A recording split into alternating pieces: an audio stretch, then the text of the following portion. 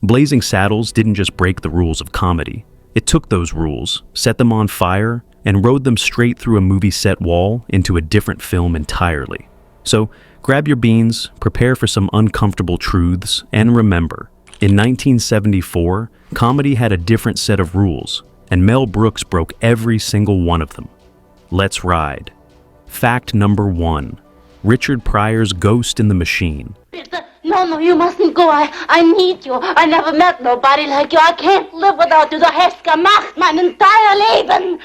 Please, you're making the journey. Before we talk about who was in Blazing Saddles, let's talk about who wasn't, but should have been. Richard Pryor didn't just contribute to the script, he was the script. Every sharp edge, every dangerous joke, every line that made executives sweat. That was Pryor. Mel Brooks wanted him for the lead role of Sheriff Bart. Not just wanted, needed. Pryor understood the material in his bones because he helped create it. But Warner Brothers saw a liability. Drug problems, controversial stand-up, unpredictable behavior. They said no. Cleavon Little got the role and absolutely owned it.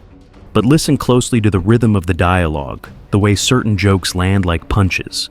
That's Pryor's voice echoing through every scene. He never wore the badge, but Blazing Saddles was his movie, from the first word to the last frame. Fact number 2. The campfire that changed cinema. Champagne, mere alcohol doesn't thrill me at all. That sound you just heard? That's the moment American cinema changed forever. The first mainstream fart joke in movie history. When test audiences saw this scene, the first 20 seconds were dead silent. Then one person laughed, then another. Within seconds, the entire theater was in hysterics. People were crying, falling out of their seats, unable to breathe. The studio wanted it cut. The censors called it vulgar. But that one scene gave audiences permission to laugh at everything that followed. It broke the spell of propriety and said, "Nothing is sacred here." Fact number 3. The actor who collapsed on day 1.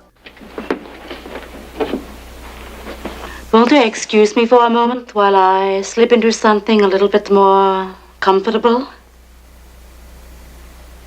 Bitte. Day 1 of filming, first scene.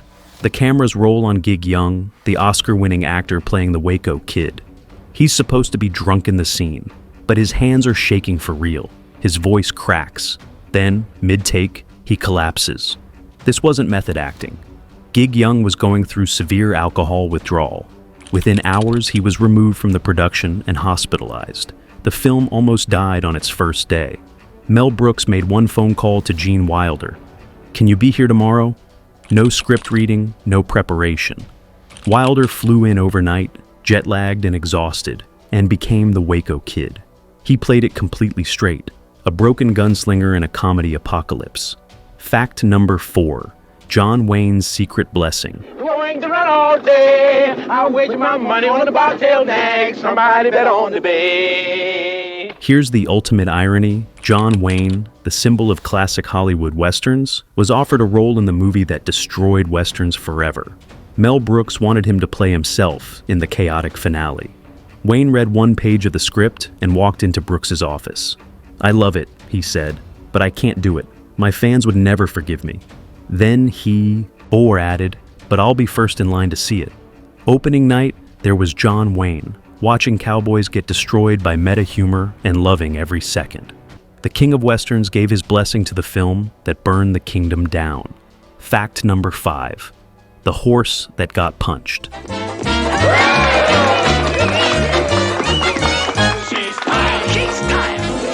That scene where Mongo punches a horse? No special effects, no camera tricks. A real stuntman really hit a real horse, and it went down in one take. Today, you'd be arrested. Back then, they called it Tuesday. The horse was trained, the angle was perfect, and somehow they got away with it. Brooks said it was so outrageous, it became a dare. Let's see what else we can get away with. That philosophy drove the entire film. Fact number 6. Slim Pickens never knew. It was a comedy. Sauerkraut in my hands.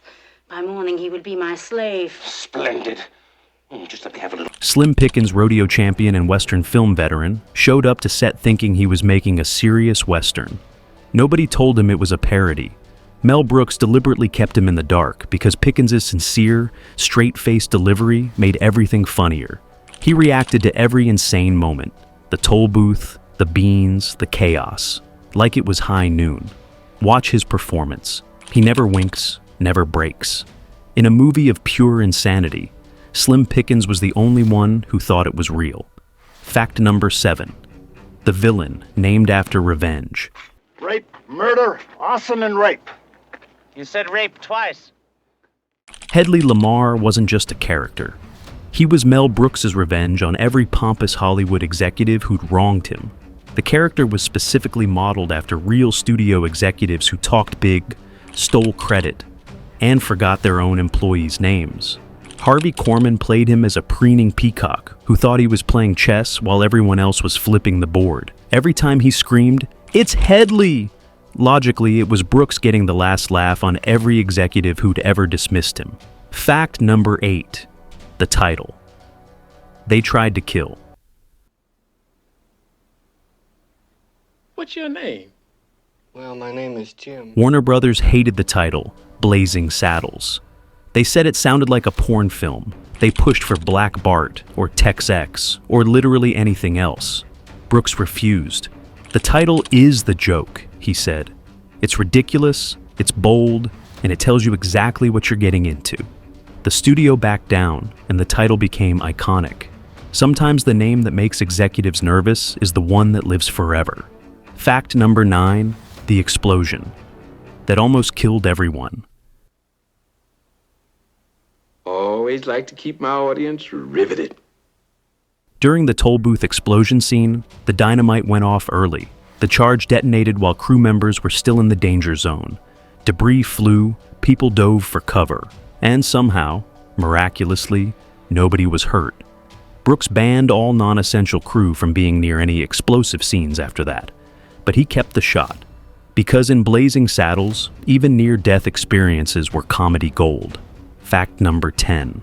The ending. Nobody understood. Handsome, is that a 10-gallon hat, or are you just enjoying the show? The movie's ending, where the characters literally fight their way onto other movie sets, then drive off in a limo, confused everyone. One executive asked Brooks, "Why did they leave the movie?" Brooks stared at him, "Because it's over." The ending wasn't just breaking the fourth wall, it was demolishing the entire theater. Characters riding off into the sunset? No, they're riding off the actual film set. It was Brooks saying, movies are fake, comedy is real, and if you don't get it, you're part of the joke. Fact number 11. Mel Brooks, the triple threat. Somebody bet on the bay. Boy, What? am I wrong? Brooks didn't just direct and write, he played 3 different roles.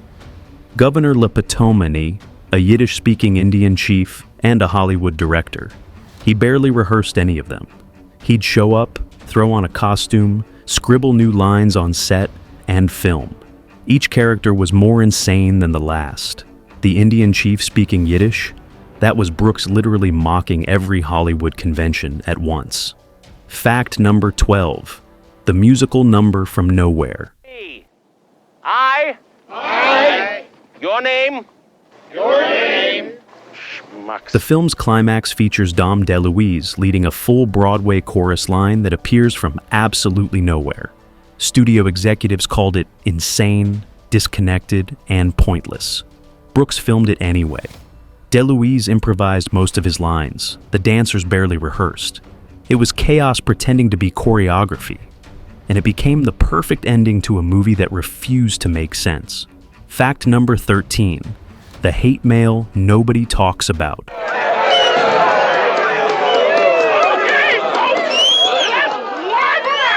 While audiences laughed, Cleavon Little was receiving death threats. Real hate mail from people who couldn't separate satire from reality. The movie was supposed to mock racism, but it forced its black lead to face it head on. Brooks said Little handled it with incredible grace, never letting it affect his performance. Every scene where Little delivers those cool, controlled lines, he was carrying that weight. That's not just comedy, that's courage. Fact number 14. Gene Wilder's one condition. What he said. Well, now, I don't know. Oh, thank you, Sheriff. Oh, thank you very much. When Wilder agreed to replace Gig Young, he had one demand. I'm playing this completely straight. No mugging, no winking, just a broken drunk telling the truth. That choice transformed the film. While chaos exploded around him, Wilder was the calm in the storm. His deadpan delivery made every joke land harder because he wasn't trying to be funny. He was just being real in an unreal world. Fact number 15. The crew that couldn't stop laughing. It was released, signed by Hedley Lamar himself. Multiple scenes had to be reshot because the crew couldn't stop laughing. Camera operators ruined takes. Boom operators dropped into frame. The assistant director had to be removed from set because his laughter kept bleeding into the audio. Brooks would yell, "Stop enjoying the movie. We're still making it." That joy is baked into every frame. You can feel it. Blazing Saddles wasn't just funny to watch. It was impossible to film without falling apart. Fact number 16. 0 Oscars from 3 nominations. Now, what do you say? 3 Oscar nominations, supporting actress, editing, best song, 0 wins. The Academy loved the craft, but couldn't embrace the content. Too dangerous, too raw, too real. Brooks joked, "They didn't give us Oscars, but they gave us something better. People still watching 50 years later." Fact number 17. The sitcom. So bad, it was buried. Oh, welcome to Hanging House. Not to worry. After the movie's success, CBS created Black Bart, a sanitized TV version. Same characters, no edge, laugh track, family-friendly jokes. It was so terrible that CBS buried it. They made a handful of episodes to maintain rights, never aired them, and pretended it never existed. Even Brooks refuses to acknowledge it. Some comedy can't be tamed. Fact number 18. The studio that tried to kill it. A moment, sir. What is it? Yes, if you will just sign this, Governor, right here. Yes. What the hell is it? Well, under the provision... When Warner Brothers executives first saw Blazing Saddles, they wanted to destroy every print, not shelve it, destroy it. They thought it would end careers, trigger lawsuits, destroy the studio's reputation. Brooks fought for one test screening, just one. The audience reaction saved the film. From burn it to box office gold in one screening. Fact number 19. I could never make this today. I got some heavy chores to do. Will I see you later? Brooks has said it repeatedly. I could never make Blazing Saddles today. Not the script, not the jokes, not the ending. The world has changed, but he's not bitter. He says the film was lightning in a bottle. It had to exist in 1974 to work. Its purpose was to use comedy as a sledgehammer against racism and hypocrisy. Once that door gets kicked open, you can't kick it open again. Fact number 20. The Horse. With the best trailer. I'm glad those fingers ain't loaded. Woo. In a film about destroying Hollywood privilege, guess who had the best accommodations? One of the horses had its own air-conditioned trailer with padding, cooling fans, and a personal handler. Meanwhile, Gene Wilder was changing behind a curtain. He joked that the horse lived better than the human stars. Brooks said, "That horse was a professional. It hit its marks, took direction, and unlike the rest of the cast, never broke character." Bonus fact, the test that saved everything, that test screening that saved the film? For the first 20 minutes, dead silence. Brooks thought he'd destroyed his career. Then came the campfire scene. One laugh, then another, then an explosion. By the end, people were on the floor. They'd never seen anything like it. The studio went from destroy it to how fast can we release this? That's the power of taking risks. Sometimes silence is just the audience catching its breath before the storm. Blazing Saddles didn't just break rules. It proved that rules were meant to be broken. It took every sacred cow of American cinema and served them up medium rare with a side of beans. Mel Brooks created something that shouldn't exist. A comedy that's simultaneously stupid and brilliant, offensive and progressive, chaotic and perfectly crafted. It's a film that punched a horse and won. 50 years later, we're still quoting it, still debating it, still trying to figure out how they got away with it. The answer is simple. They didn't ask permission. If Blazing Saddles taught you something new, or just made you appreciate the insanity all over again, hit that like button and subscribe for more deep dives into cinema's wildest moments. What's your favorite Blazing Saddles moment? The campfire? The toll booth? Or just Hedley Lamar screaming about his name? Drop it in the comments below. Thanks for watching, and remember, in a world full of rules, sometimes you need to punch through them. Just maybe don't punch an actual horse.